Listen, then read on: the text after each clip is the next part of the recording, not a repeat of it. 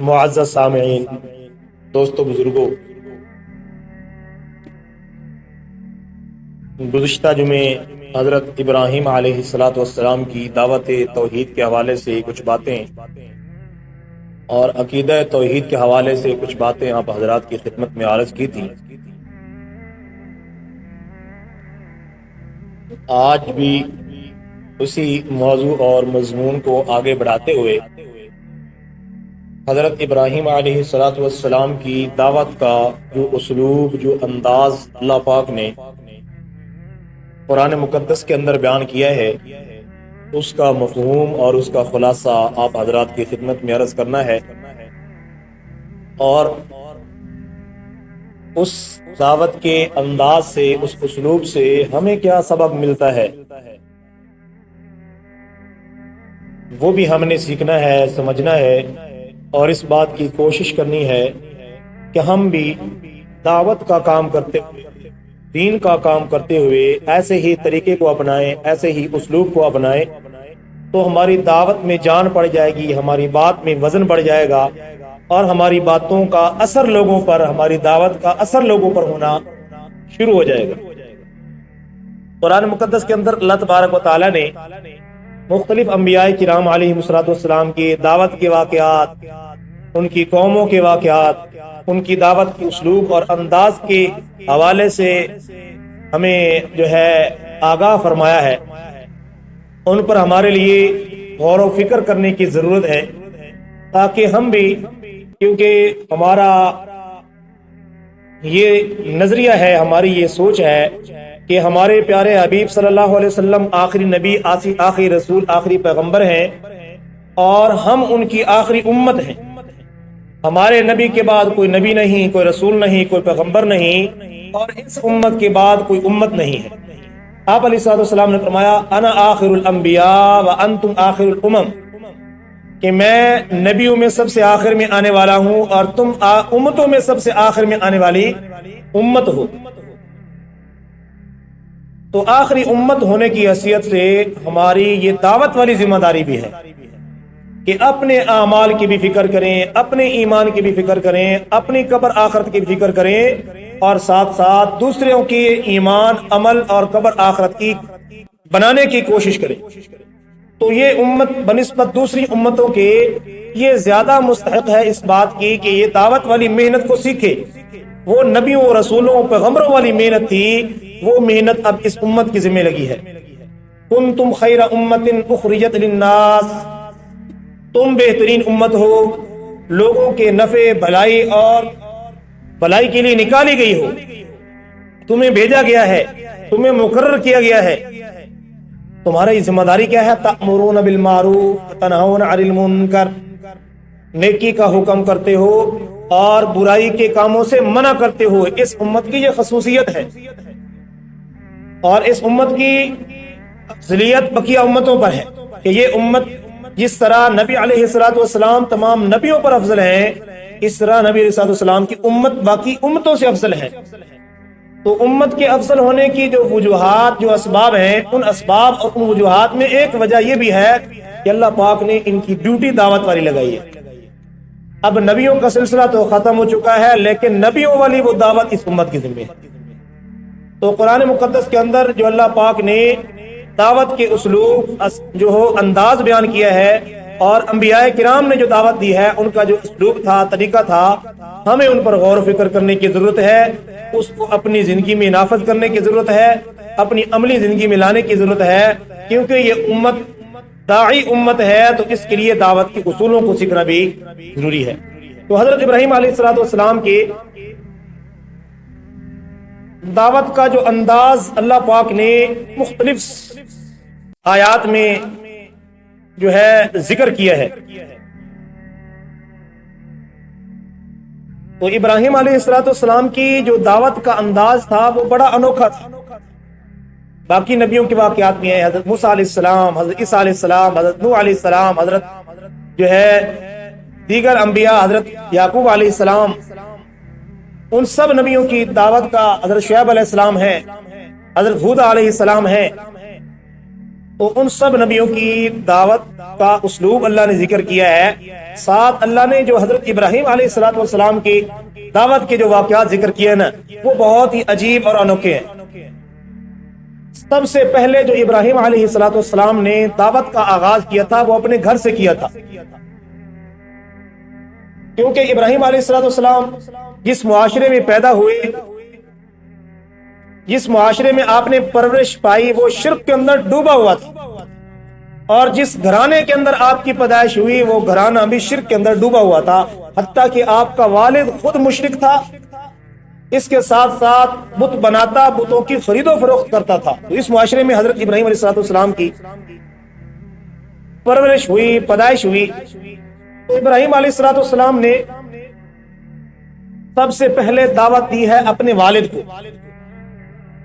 اب قرآن کے اندر ابراہیم علیہ السلام کی دعوت کے دو اسلوب اللہ نے ذکر کیے، دو انداز اللہ نے ابراہیم علیہ السلام کی دعوت کے ذکر کیے۔ ایک طریقہ، ایک اسلوب ابراہیم علیہ السلام کا جو اپنے والد کو دعوت دینے کا تھا، اس کا جو ہے مضمون، اس کا انداز الگ ہے، اور ایک دعوت جو اپنی قوم کو دی اس کا انداز، اس کا اسلوب بالکل الگ ہے۔ تو دونوں اسلوب میں جو ہے بہت زیادہ فرق نظر آئے گا۔ اس کی وجہ کیا ہے؟ کیونکہ داعی کے لیے موقع، مناسبت اور سامنے والا بندہ دیکھنا بہت ضروری ہے۔ اب جب دعوت دی ابراہیم علیہ السلام نے اپنے والد کو، تو سامنے چونکہ والد ہیں، بڑے ہیں، ان کے ساتھ گفتگو کرنے کا، بات کرنے کا انداز کچھ اور ہے۔ جب دعوت دی ہے اپنی قوم کو تو ان کو دعوت دینے کا انداز، طریقہ، اسلوب کچھ اور ہے۔ سورہ مریم کے اندر اللہ پاک نے حضرت ابراہیم علیہ السلام نے جو اپنے والد کو دعوت دی تھی اس کا ذکر کیا ہے۔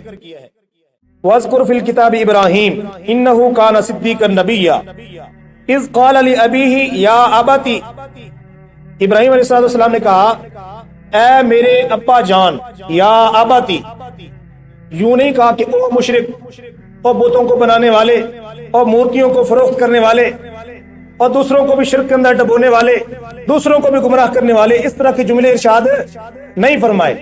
تو داعی کو بھی چاہیے کہ اپنی دعوت، لوگوں، اپنا پیغام، حق کی بات لوگوں تک پہنچانے کے لیے ایسے جملوں کا انتخاب کرے، ایسی جو ہے باتوں کا انتخاب کرے، ایسے انداز کا اختیار، ایسا انداز اختیار کرے کہ سننے والا اس کی طرف ہماتاً متوجہ ہو جائے، وہ دل سے اس بات کو ماننے کے لیے، سننے کے لیے تیار ہو جائے۔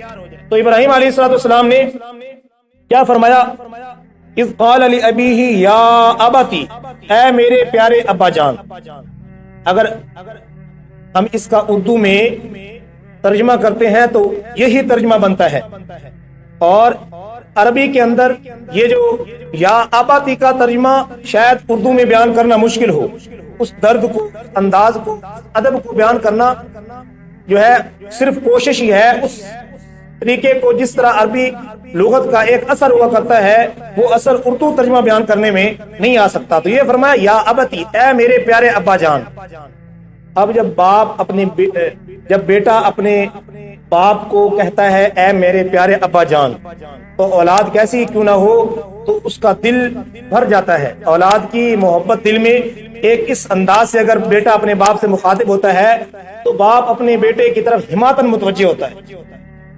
تو کیا فرمایا؟ یا ابتی، اے میرے پیارے ابا جان، لم تعبد ما لا يسمع ولا يبصر عنك شيئا ولا يغني عنك شيئا۔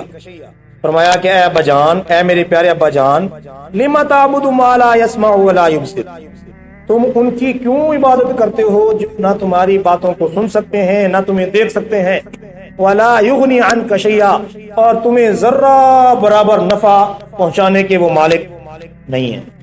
آگے فرمایا، اپنے درد کو بیان کیا، اپنے والد کے سامنے درد کو بیان کیا، اور پھر اگلی آیت میں فرمایا یا ابتی۔ اگلی بات بیان کرنے کے لیے اس بات پر اکتفا نہیں کیا کہ شروع میں یا ابتی کہہ دیا، اے ابا جان، پھر آگے بات کرنا شروع کر دی۔ جب دوسری بات بیان کی تو پھر فرمایا یا ابتی، اے میرے پیارے ابا جان، انی قد جاءنی من العلم ما لم یأتک فاتبعنی اہدک صراطا سویا۔ کہ میرے پاس جو اللہ نے مجھے نوازا ہے نا علم سے، مجھے جو فہم، ذکاوت، حکمت، دانائی، سمجھ سے اللہ نے مجھے نوازا ہے نا، وہ علم، وہ دانائی آپ کے پاس نہیں ہے۔ لہذا آپ کو چاہیے کہ جس بات کی طرف میں آپ کی رہنمائی کر رہا ہوں اس بات کی طرف آپ بھی متوجہ ہو جائیں، میری اتباع کر لیں، یہی سیدھا راستہ ہے۔ اور پھر فرمایا یا ابت لا تعبد الشیطان، اے ابا جان شیطان کی پوجا مت کریں، شیطان کی اتباع مت کریں، شیطان کے پیچھے مت چلیں۔ شیطان کیا ہے؟ اللہ کا سب سے بڑا نافرمان، جس نے سب سے پہلے اللہ کے حکم کی روگردانی کی ہے وہ شیطان ہے۔ فرمایا ابا جان آپ شیطان کی اتباع مت کریں، اس کی پیروی مت کریں، اس کے راستے کو مت اختیار کریں، وہ تو اللہ کا سب سے بڑا دشمن ہے۔ اور فرمایا یا ابتی انی اخاف ان یمسک عذاب من الرحمن فتکون للشیطان ولیا، اے ابا جان مجھے اس بات کا خوف ہے کہ آپ کو اللہ کی جانب سے عذاب کا سامنا کرنا پڑے گا جب آپ شیطان کی اتباع کریں گے یا شیطان کے بتائے ہوئے راستے پہ چلیں گے۔ اب اللہ کو چھوڑ کے اللہ کے غیر کی پوجا کرنا یہ تو شیطان کو بتایا ہوا راستہ ہے، یہ تو شیطان کا طریقہ ہے۔ اور اس آیت سے پہلے جو حضرت ابراہیم علیہ السلام نے اپنے والد کو یہ عرض کی، یہ فرمایا کہ انی قد جاءنی من العلم ما لم یأتک، اے ابا جان اللہ نے جو مجھے جس صلاحیت سے نوازا ہے، دانائی سے نوازا ہے، وہ آپ کے پاس نہیں ہے۔ تو یہ بھی ایک باپ کو ایک بات کی طرف متوجہ کرنے کا انداز ہے کہ ابا جان اللہ نے جو مجھے دانائی، حکمت، دانش اور سمجھ، علم دیا ہے، اب باپ یہ چاہتا ہے کہ میرا بیٹا کچھ بن جائے۔ باپ کی ہمیشہ یہ کوشش ہوتی ہے کہ میرا بیٹا مجھ سے آگے بڑھ جائے، حکمت میں، علم میں، دانائی میں، ذکاوت میں، فقاہت میں، ہر اعتبار سے بیٹا اولاد باپ سے بڑھ جائے، یہ باپ کی خواہش ہوتی ہے۔ تو ابراہیم علیہ السلام نے یہ بات پیش کی کہ اللہ نے مجھے جو نوازا ہے، علم دی ہے، حکمت دی ہے، دانائی دی ہے، وہ آپ کے پاس نہیں ہے۔ تو یہ اسلوب تھا، یہ انداز تھا ابراہیم علیہ السلام کا اپنے باپ کو حق کی بات سنانے کے لیے۔ کوئی سخت جملہ نہیں بولا، کوئی سخت کلامی نہیں کی۔ اس کے مقابلے میں حضرت ابراہیم علیہ السلام نے جو اپنی قوم کو دعوت دی ہے، سورۃ الشعراء کے اندر اللہ پاک نے اس کا نقشہ بھی کھینچا ہے، اس کا ذکر بھی کیا ہے کہ ایک دعوت دی ابراہیم علیہ السلام نے اپنے والد کو، اس کا انداز مختلف ہے، اور ایک دعوت دی ابراہیم علیہ السلام نے اپنی قوم کو، اس کا طریقہ، اس کا اسلوب مختلف ہے۔ اللہ تعالیٰ ارشاد فرماتے ہیں وَاتْلُ عَلَيْهِمْ نَبَأَ إِبْرَاهِيمَ، اے محبوب نبی کریم صلی اللہ علیہ وسلم اپنی امت کے لوگوں کو یہ ابراہیم علیہ السلام کا قصہ بتا دیجئے، سنا دیجئے۔ اِذْ قَالَ لِأَبِيهِ وَقَوْمِهِ مَا تَعْبُدُونَ، یہ ایک انداز ہے، اسلوب ہے۔ ابراہیم علیہ السلام نے اپنے والد کو اور اپنی قوم کے لوگوں کو کیا کہا، کیا فرمایا؟ ما تعبدون، تم کس چیز کی پوجا کرتے ہو، کس کی عبادت کرتے ہو؟ قالوا نعبد اصناما فنظل لها عاکفین، انہوں نے کہا ہم تو بتوں کی پوجا کرتے ہیں، اسی پر ہم پکے ہیں، ڈٹے ہوئے ہیں، انہی کی پوجا کرتے ہیں۔ تو اب ابراہیم علیہ السلام نے ایک جو سوالیہ انداز میں بات کی ہے، جو سوال کیا وہ یہ تھا کہ هل يسمعونكم اذ تدعون، جب تم ان بتوں کو جن کو تم سب کچھ سمجھتے ہو، اپنا کرتا درتا سمجھتے ہو، ان کو اپنے کھوٹے کھرے کا مالک سمجھتے ہو، ان کو نفع نقصان کا مالک سمجھتے ہو، صحت بیماری کا مالک سمجھتے ہو، ذرا بتاؤ جب تم ان کو پکارتے ہو کیا وہ تمہاری بات کو سنتے ہیں، تمہاری پکار کو سنتے ہیں؟ هل يسمعونكم اذ تدعون او ينفعونكم او يضرون، کیا وہ تمہیں نفع دینے کے مالک ہیں، کیا وہ تمہیں نقصان پہنچانے کے مالک ہیں، نفع نقصان تمہیں پہنچا سکتے ہیں؟ اب انہوں نے ابراہیم علیہ السلام کے اس سوال کا جواب نہیں دیا، ان کے پاس تھا ہی نہیں جواب۔ اب وہ سامنے پتھروں کے گھڑے ہوئے بت، تصویریں، مورتیاں، وہ کچھ کر سکتی ہیں؟ کچھ بھی نہیں کر سکتی۔ ایک جو ہے عام تھوڑی سی سمجھ رکھنے والا وہ بھی اس بات کی حقیقت کو سمجھ سکتا ہے کہ وہ کچھ نہیں کر سکتے، نہ نفع کے مالک ہیں، نہ نقصان کے مالک ہیں، نہ سن سکتے ہیں، نہ دیکھ سکتے ہیں، نہ نفع پہنچا سکتے ہیں، نہ نقصان پہنچا سکتے ہیں، کچھ بھی نہیں کر سکتے۔ اب جب ابراہیم علیہ السلام نے یہ دو سوال کیے نا ان سے، جب تم ان کو پکارتے ہو تو تمہاری پکار کو وہ سنتے ہیں یا تمہیں نفع نقصان پہنچا سکتے ہیں؟ انہوں نے کہا اس بات کا ہمیں نہیں پتا۔ قالوا بل وجدنا آباءنا كذلك يفعلون، ہم نے تو اپنے آباء و اجداد کو یہ کرتے دیکھا تھا، ہم نے اسی طریقے کو اپنا لیا ہے، ہمیں اس بات سے کوئی جو ہے غرض نہیں ہے وہ سنتے ہیں یا نہیں سنتے، پکار کا جواب دیتے ہیں یا نہیں دیتے، نفع پہنچا سکتے ہیں یا نہیں نقصان پہنچا سکتے، نقصان پہنچا سکتے ہیں یا نہیں پہنچا سکتے، نفع پہنچا سکتے ہیں یا نہیں پہنچا سکتے، ہمیں اس سے کوئی غرض نہیں، ہم نے بڑوں کو کرتے دیکھا تو ہم بھی وہی کر رہے ہیں۔ ابراہیم علیہ السلام نے فرمایا افرأیتم ما کنتم تعبدون انتم وآباؤکم الاقدمون، کیا تم نے ذرا غور کیا ہے جن کی تم پوجا کرتے ہو، تمہارا کیا خیال ہے، ذرا غور و فکر کیا ہے تم نے اور تمہارے بڑوں نے کبھی اس پر غور کیا ہے کہ تم کس طریقے سے جو ہے ان کی پوجا کرتے ہو جو تمہیں نفع نہیں پہنچا سکتے، نقصان نہیں پہنچا سکتے، تمہاری پکار کو سن نہیں سکتے۔ فإنهم عدو لي الا رب العالمین، فرمایا یاد رکھو اللہ کے جتنے بھی غیر ہیں میں ان سب کو اللہ اپنا دشمن سمجھتا ہوں، الا رب العالمین، سوائے اللہ رب العزت کے جو تمام جہانوں کا پالنے والا ہے۔ اب ابراہیم علیہ السلام نے آگے اللہ رب العزت کی قدرت اور جو ہے اللہ کی صفات کا ذکر کیا، الذی خلقنی فہو یہدین، تمہارے بت تو وہ جو نہ سن سکتے ہیں، نہ نفع پہنچا سکتے ہیں، نہ نقصان پہنچا سکتے ہیں، نہ تمہاری باتوں کو، دعاؤں کو، پکاروں کو سن سکتے ہیں۔ اب ذرا سنو، میرا خالق جس کی میں پوجا کرتا ہوں، جس کو میں اپنا خالق مالک سمجھتا ہوں، وہ اکیلا واحد ہے، اس کی صفت کیا ہے؟ الذی خلقنی فہو یہدین، سب سے پہلی صفت یہ ہے کہ اس نے مجھے پیدا کیا، ساری مخلوق کو پیدا کرنے والا ہے، وہ خالق ہے۔ اور دوسری اس کی صفت یہ ہے کہ اس خالق نے مجھے ہدایت کے راستے کی رہنمائی عطا کی ہے، ہدایت پر چلنے کی توفیق دی ہے، اور اسی رب کی یہ صفت ہے والذی هو یطعمنی ویسقین، وہی مجھے کھلاتا بھی ہے، وہی مجھے پلاتا بھی ہے، جب میں بیمار ہو جاتا ہوں شفا بھی وہی عطا کرتا ہے، اور جب مجھے موت آ جائے گی، اور وہی ذات ہے جو مجھے موت دینے والا ہے، اور وہی ذات ہے مرنے کے بعد دوبارہ مجھے زندہ کرنے والا ہے، اور وہی ذات ہے جس ذات پر مجھے کامل امید ہے کہ کل قیامت کے دن ہمارے لیے بخشش کا پروانہ جاری کرے گا، قیامت کے دن بخشش کا پروانہ جاری کرے گا۔ تو یہ ابراہیم علیہ السلام کی دعوت کا انداز تھا، اپنی قوم کے سامنے اور اپنے باپ کے سامنے جو انداز تھا وہ الگ تھا، اپنی قوم کے سامنے جو انداز تھا وہ الگ تھا۔ تو ایک داعی کے لیے، حق کی بات پہنچانے والے کے لیے ضروری ہے کہ وہ مخاطب کا خیال کرے، جس طرح کا مخاطب ہے اس طرح کے جملوں کا انتخاب کرے، اس طرح کی باتوں کا انتخاب کرے۔ اب ابراہیم علیہ السلام نے اپنی قوم کے سامنے جو باتیں رکھی ہیں وہ بالکل عام فہم جو نظر کے سامنے ہوتی ہیں، جن کو آسانی سے سمجھا جا سکتا ہے، جن کو دن رات بندہ اپنی آنکھوں سے مشاہدہ کرتا ہے، وہ باتیں ذکر کی ہیں تاکہ ان کے دل و دماغ میں بات بیٹھ جائے۔ تو ابراہیم علیہ السلام کی یہ دعوت کا انداز تھا۔ اب ابراہیم علیہ السلام کی دعوت کا انداز ایک اور واقعے کی صورت میں اللہ پاک نے سورہ بقرہ میں بیان کیا۔ ابراہیم علیہ السلام جب نمرود جو ظالم جابر بادشاہ تھا، اپنے آپ کو سب کچھ سمجھتا تھا، خدائی کا دعوے دار تھا، اس کے دربار میں جب ابراہیم علیہ السلام نے حق بات کا پرچار کیا تو اس نے ابراہیم علیہ السلام سے بحث و مباحثہ کرنا شروع کر دیا۔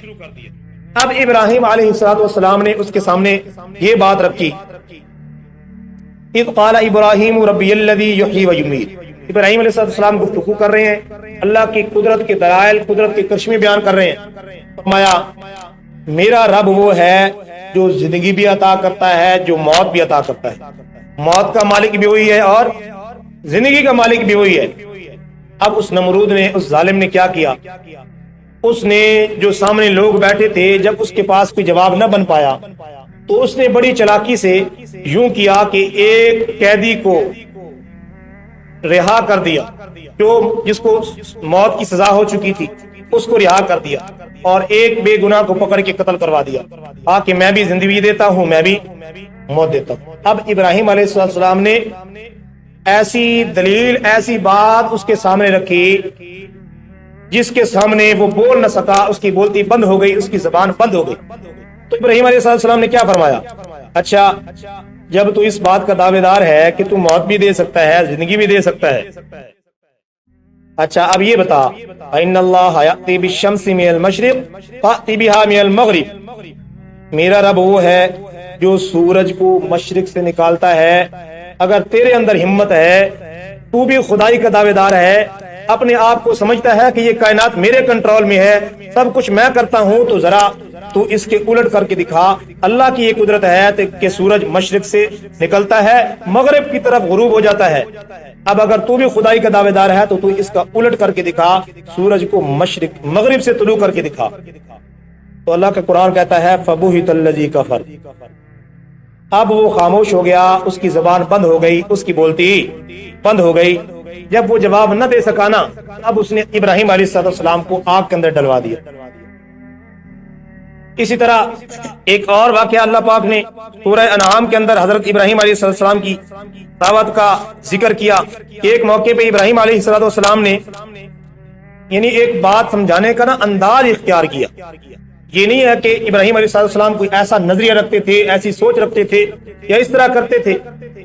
ابراہیم علیہ السلام نے، کیونکہ ان کی قوم کے اندر کچھ لوگ ایسے تھے جو ستاروں کی پوجا کرتے تھے، کچھ سورج کی پوجا کرتے تھے، کچھ بتوں کی پوجا کرتے تھے، کچھ آگ کو اپنا کتا تتا سمجھتے تھے کہ یہ آگ بڑی روشن ہوتی ہے، چاند سورج ستارے روشن ہوتے ہیں، لگتا ہے ان میں کچھ طاقت ہے، یہ کچھ کر سکتے ہیں۔ تو ابراہیم علیہ السلام نے فرمایا، سورہ انعام ہے، فَلَمَّا جَنَّ عَلَيْهِ اللَّيْلُ رَأَىٰ كَوْكَبًا قَالَ هَٰذَا رَبِّي، جب رات چھائی اور ستارے جگمگ چمکنے لگے تو فرمایا ہاذا ربی، ہو سکتا ہے یہ میرا رب ہو جو چمک رہا ہے۔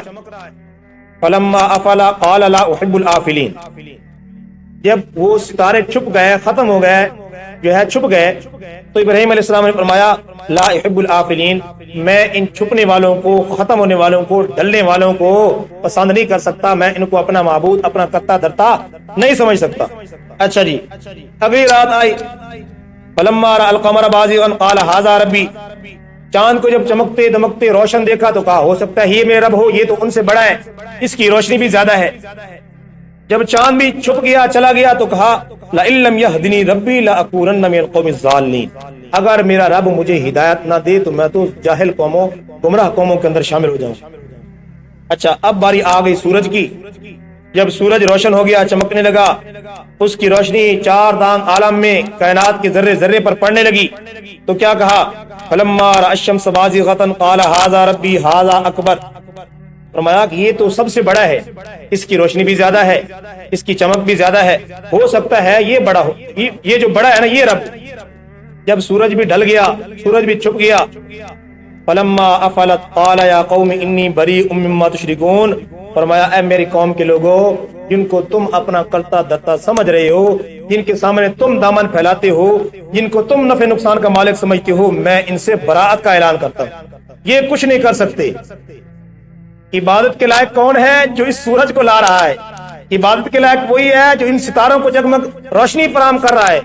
عبادت کے لائق نفع نقصان کا مالک وہی ہے جو چاند کو روشنی فراہم کرتا ہے، جس کی حکم کے یہ سورج تابع ہے، جس کے حکم یہ چاند تابع ہے، جس کے حکم یہ کائنات، جس کے حکم کے تابع ہے۔ یہ چاند، ستارے، سورج، یہ کہکشائیں، یہ سارا نظام اسی رب کے حکم کے تابع ہے۔ میں تو اسی ایک کے سامنے جھکتا ہوں، اسی ایک کو اپنا کرتا دھرتا سمجھتا ہوں۔ تو اس دعوت کی پاداش میں حضرت ابراہیم علیہ السلام کی قوم کے لوگ جب ان کی دلیل کے سامنے، ان کے جو ہے گفتگو کے سامنے جواب نہ بنا سکے، کوئی دلیل کا جواب نہ دے سکے، تو اب ابراہیم علیہ السلام تو اکیلے تھے اور کمزور تھے بظاہر، ان کا ساتھ دینے والا کوئی نہیں تھا۔ اب اس نمرود نے دیکھا کہ میری بادشاہت، میری سلطنت تو خطرے میں ہے، اور اس کی باتیں بھی بڑی عجیب ہیں، دل و دماغ اس کو قبول کرتا ہے، دل و جان سے بندہ تسلیم کرنے کے لیے مجبور ہو جاتا ہے، یہ تو ہماری قوم کو، لوگوں کو گمراہ کرے گا۔ تو ابراہیم علیہ السلام کو آگ کے اندر اس نے ڈالنے کا فیصلہ کیا۔ تو ابراہیم علیہ السلام کے لیے جو مختلف اللہ پاک نے قرآن کے اندر آزمائشیں ذکر کی ہیں، اللہ نے مختلف امتحانوں سے، آزمائشوں سے ابراہیم علیہ السلام کو گزارا ہے۔ ان آزمائشوں میں، ان امتحانات میں ایک کڑا امتحان جو ابراہیم علیہ السلام کے لیے تھا، وہ آگ کے اندر ڈالا جانا تھا۔ اب اس آگ کے اندر جب ابراہیم علیہ السلام کو ڈالا گیا تو ابراہیم علیہ السلام تو پکے موحد تھے۔ اس مشکل گھڑی میں بھی، اس مشکل وقت میں بھی ابراہیم علیہ السلام نے جس ذات کو پکارا ہے وہ کون سی ذات ہے؟ اللہ کی ذات ہے۔ تو ابراہیم علیہ السلام کے اس عمل، اس پیغام اور اس دعوت سے ہمیں یہ سبق ملتا ہے کہ زندگی میں جب بھی کڑا وقت آ جائے، مشکل وقت آ جائے، پریشانی آ جائے، تو پکارنا کس ذات کو ہے؟ اللہ کی ذات کو ہے۔ नफे नुकसान का मालिक वही है, खोटे खरे का मालिक वही है, खालिक मालिक वही है, बिगड़ियां बनाने वाला वही है। अगर हमारी मुश्किलों को कोई हल कर सकता है तो वो सिर्फ अल्लाह की जात है। अगर हमारी पुकार को, हमारी बातों को, हमारी दुआओं को अगर कोई सुन सकता है तो वो कौन सी जात है?